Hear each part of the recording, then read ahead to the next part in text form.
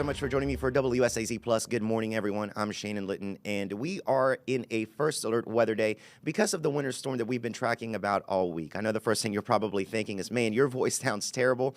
I agree. I promise that I feel a lot better than I sound. If not, I wouldn't be here today.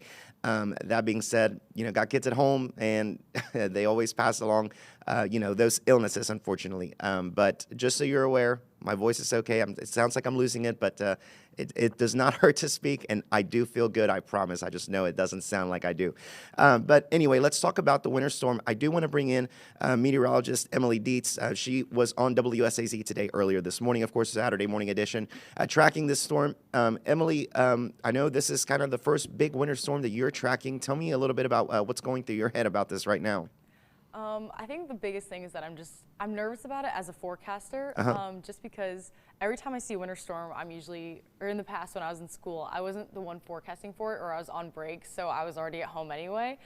Versus now, there's so many different variables going on. It's not just, Ohio, where I'm from, is getting a bunch of inches of snow, and it's kind of uniform across the area. There's so many little things going on with the storm that it's really exciting, but also really intense at the same time. So it's one of those I'm very excited to see it play out, but also really hoping that my forecast is doing well, doing all right with what we have expected in terms of snowfall total and those ice accumulations, because that's also important to everyone else. I mean, that I don't mess up the forecast for you. Well, I don't think you will, but I know people are kind of on the edge of their seats right now because, I know we've been forecasting throughout. Obviously, the forecast has changed a little bit throughout the week. What are the latest numbers suggesting now? What should people be preparing for now? Because if you step outside right now, things are calm. Things are great. Oh yeah, if you step outside, you look at the skies and you're like, where's the snow? We've been talking about inches and inches of snow, and it's not here yet.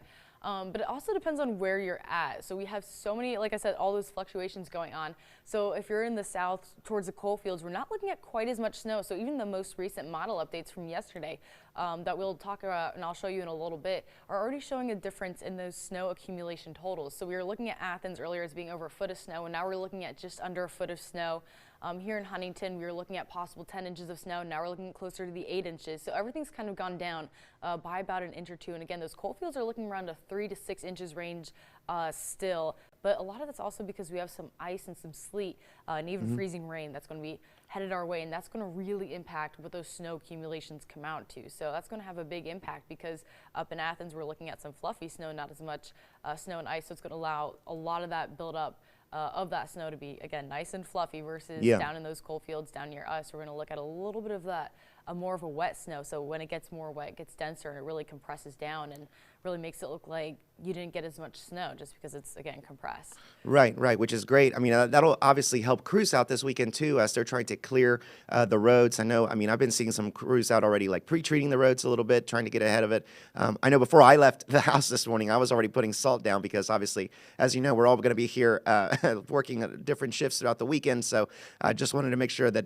once I got home, at least I didn't have to shovel as much, maybe, right? So, but anyway, let's talk a little bit about what's going on right now. It's definitely cold out there this morning. Oh yeah, we're looking at those wind chills right now, and even on this graphic we're showing that those wind chills are even still in the negatives. So even though our current temperatures are in the positives, single digits, but still in the positives, that wind is just really brutal outside, and prolonged exposure to these cold temperatures can really have some serious health effects. So right now, Portsmouth is one of the few places in the positive aside from other places in Kentucky, but Gallipolis and Athens are about in the -1 to 3 range. Huntington's about -2, and Sandy Hook about 2 degrees in terms of that wind chill. But current temperatures, as we go into the afternoon, we're actually seeing single digits, and then we're picking up into the teens.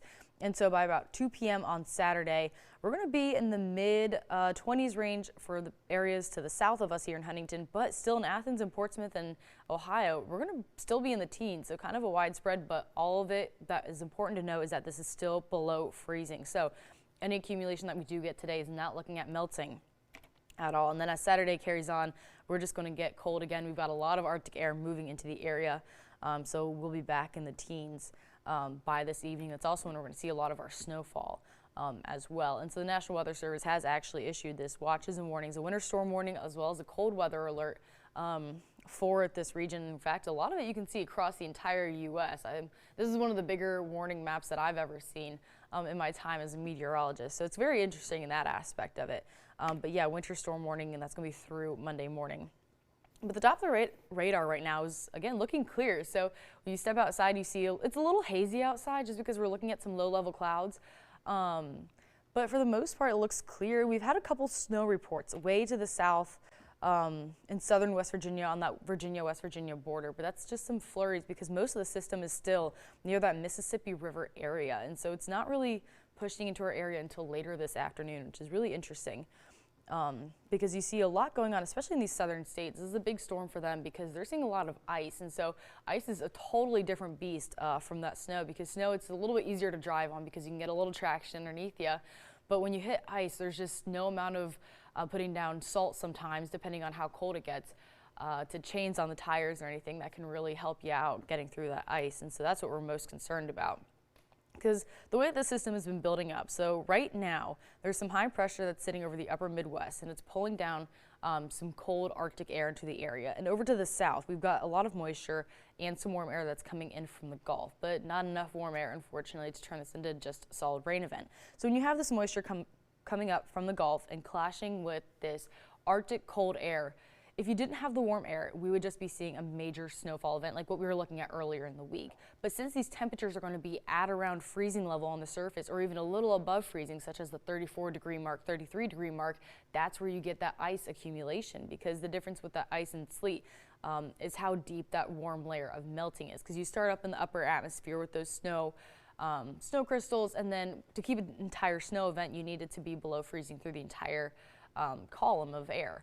But when you get sleet, you have a brief melting period where you go from snow to liquid, so like rain, and then you have another freezing, so the rain refreezes back into little pellets.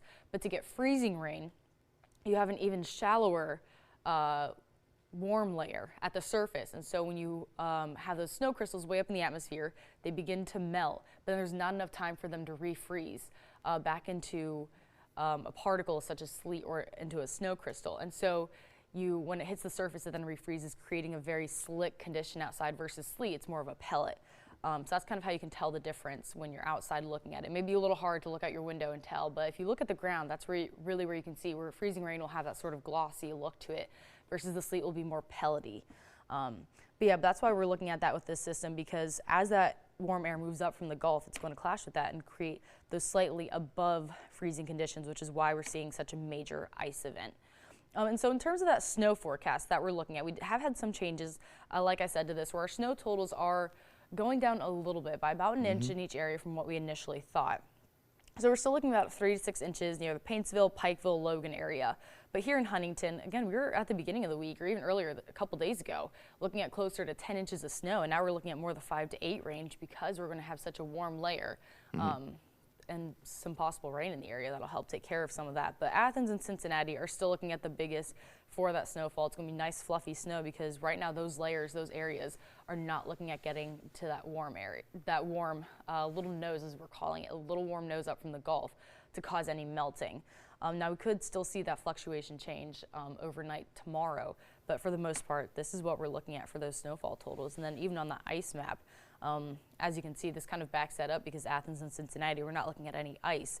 But when you get to Huntington, 1/4 inch of ice at max, and then Logan, Paintsville, and Pikeville, even closer to 1/2 inch of ice, which is a very significant amount and could cause power outages, just because when that freezing rain and the ice accumulates, especially on those power lines, it can add, when you have 1/2 inch of ice, up to 500 pounds on that power line, obviously cause it to snap, and same with tree branches and everything, and just create an incredibly slick surface that when you have temperatures that get so low, they're so incredibly hard for that snow to, or excuse me, that salt to even melt it, because salt is only effective to a certain temperature.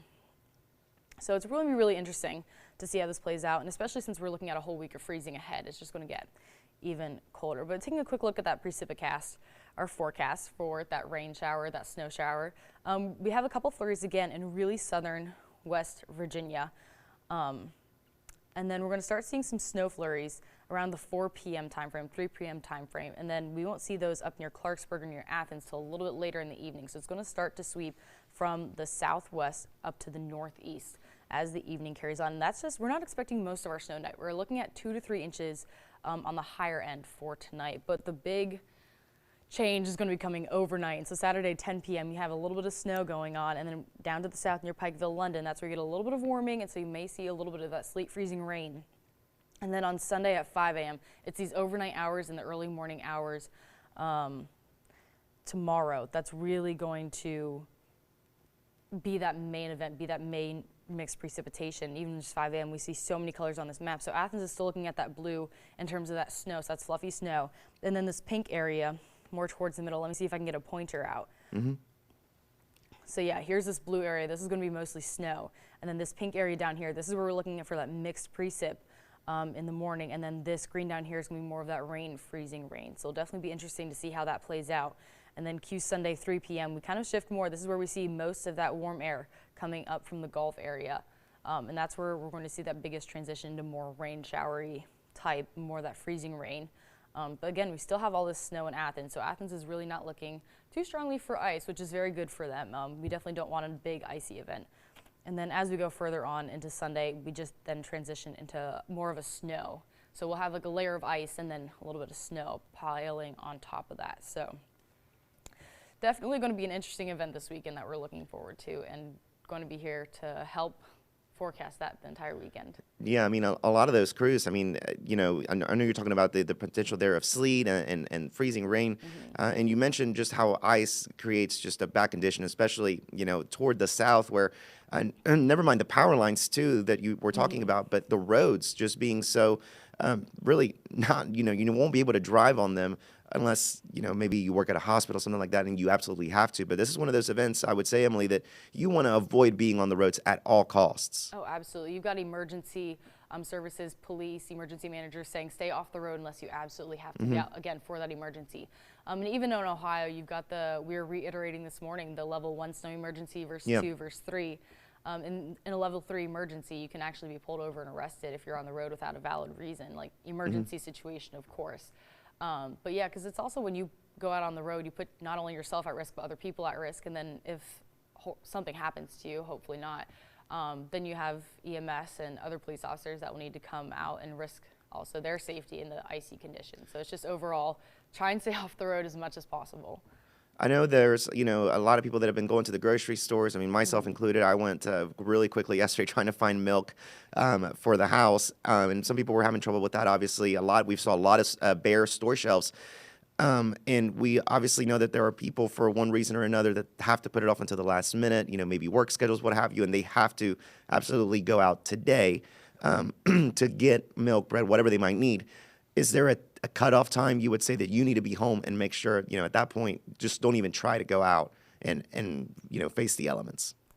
I would say probably by 7 p.m. tonight, because even those snow flurries, they may cause a little slickness on that road tonight. And so since we're going to be seeing them closer to the 3 to 4 p.m. range, I'd also say just gauge your car and gauge your neighborhood. If you live in a really hilly neighborhood and don't have a car that does well in the snow and ice, try and stay home by the 4 p.m. But then I think 7 p.m. is probably definitely like stay tucked into bed, because that's when things are going to be getting a bit heavier in the snow flurries. And then that's an absolute necessity. I mean, try and get it done before you get off work if you're working today, or even this afternoon if you can, while we still have a little sunshine in the area.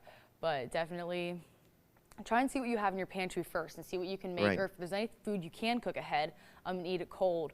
I've done that before when the power goes out, and just one of those, you have a refrigerator outside on your porch, so you don't have to worry about that going bad, which is nice. So it's one of those, okay, can I eat a cold can of soup if it doesn't have any meat that's raw in it? Yeah, sure, or anything like that. So I'd say look into your pantry first and see how long, because then we're looking into next week, and next week we should be able to get back out and active. It's just a weekend into Monday that we're looking at this being a really major road hazard. And then it also depends on how quickly road crews can get out there. And I'm new to the area, so I'm not entirely sure how well that really works. In terms of your area and how well the road crews are able to get out and everything. But yeah, we were talking earlier today on the news, stay off the roads if you can, that way road crews can clear the roads for us, because the more people we have on the road, the less work that they can get done. Absolutely. And the more, the more cars that are on the road, the more the bigger the chance that there could be an accident. You take one of those plows off the road, and now, you've taken a plow off the road for several hours while they're trying to get another crew there to, go through that route. So definitely don't crowd the plows and give them all the space that they need to work with.